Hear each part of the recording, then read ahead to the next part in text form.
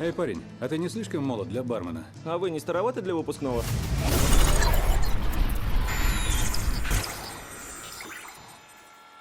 Uncharted на картах не значится, это простое и осторожное, в конечном итоге удачное знакомство с охотником за сокровищами по имени Натан Дрейк в исполнении Тома Холланда.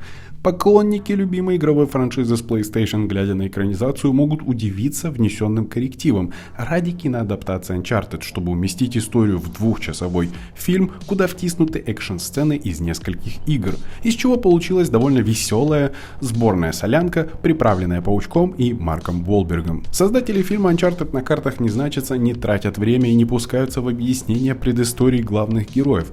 Зрителя сразу же окунают в подвиги молодого, дерзкого и самоуверенного вора Натана Дрейка и опытного, мудрого охотника за сокровищами Виктора Салливана по кличке Салли, который пытается втянуть персонажа Холланда в следующее большое дело. Они оба жаждут большой наживы, и это действительно вся предыстория, которую надо знать зрителю. И с таким подходом Uncharted прыгает с места в карьер в хорошем смысле этого слова. Опять же, фильм не тратит время на предыстории, пояснения или какие-то ответы на вопросы. Марк Уолберг выступает в качестве мудрого наставника Холланда, но образ мистера Мияги, культового персонажа, не передан должным образом. Игровой Салли обладал седоватыми волосами, густыми усами и низким голосом. Всего этого в фильме Uncharted на картах не значит, у Уолберга почему-то нет. Сделать нужную прическу и приклеить усы для киноделов вроде невеликое дело. Почему это было проигнорировано, остается под вопросом. Да и сам Уолберг часто в фильме Uncharted играет Марка Уолберга из боевичков, который ходит вечно с насупленными бровями и серьезным лицом. Но стоит отдать должное, что местами между ним и Холландом была нужная химия на экране, включая несколько хороших эмоциональных сцен. К сюжету фильма Uncharted на картах не значится,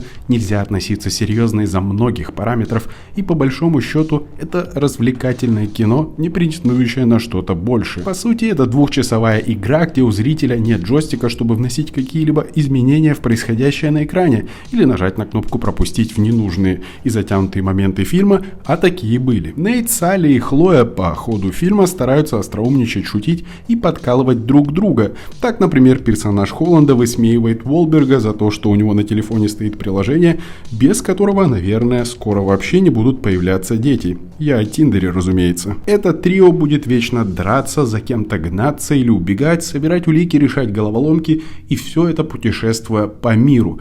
Все довольно просто и понятно, и да, фильм старается не забывать напоминать нам о том, что это Uncharted. Кроме того, эта экранизация игры отличается от других экранизаций игр тем, что старается построить убедительные диалоги, а также старается сделать упор на молодой возраст персонажа Тома Холланда и то, как он совершает глупые и незрелые поступки из-за этого. Когда он сталкивается со своим конкурентом-охотником за сокровищами Макдонадой в исполнении Бандераса, те обмениваются шутками и колкостями, и все это выглядит как в мультфильме. Кому-то может это показаться странным, кому-то забавным, кому-то лишним, но по большей части это уже было сделано с уклоном в отображении персонажа таким, каким он полюбился поклонникам игры. Говоря о главных злодеях и ранее упомянутом Антонио Бандерасе, которого я уже не видел 100 лет, и вот возвращается он на большой экран, по крайней мере для меня, так его в фильме совсем немного, а его главный наемный стрелок, который должен быть равным соперником персонажу Уолберга, также редкий участник. Да и по большому счету сами злодеи, они одномерные и привнесены больше как элемент препятствия для главных героев,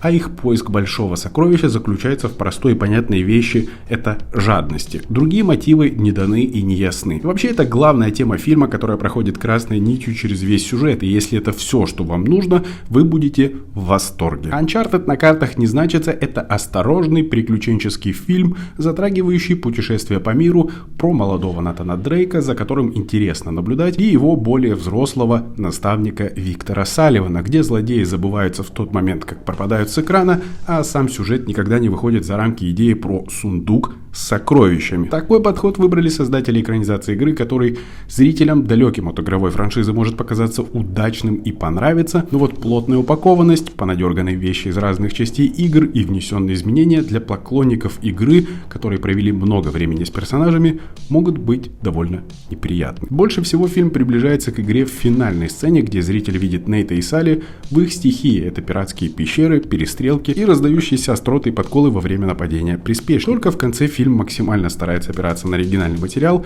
когда персонаж Холланда бегает, прыгает и чудом избегает смерти в моменты, когда в действительности можно было довольно быстро умереть. Ставьте большой палец вверх, если вам понравился этот ролик, подписывайтесь на канал и нажимайте на колокольчик, чтобы не пропускать новые видео с этого канала. Делитесь в комментариях мнением о фильме Uncharted на картах не значится. А на этом все, спасибо за просмотр, до встречи, пока.